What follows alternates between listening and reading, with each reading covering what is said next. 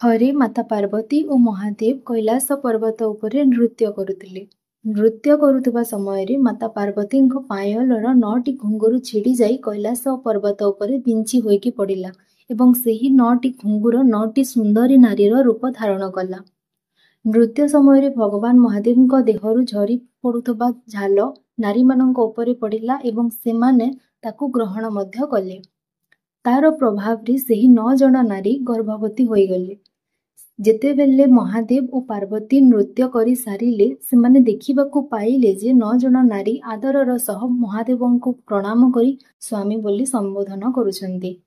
ଏହା ଦେଖି ମାତା ପାର୍ବତୀ ରାଗିଗଲେ ଓ ସେ ନାରୀ ଜଣମାନଙ୍କୁ ଅଭିଶାପ ଦେଲେ ଯେ ତୁମ୍ଭେ ଗର୍ଭଧାରଣ ସିନା କଲ କିନ୍ତୁ କେବେ ପିଲା ଜନ୍ମ କରିପାରିବ ନାହିଁ।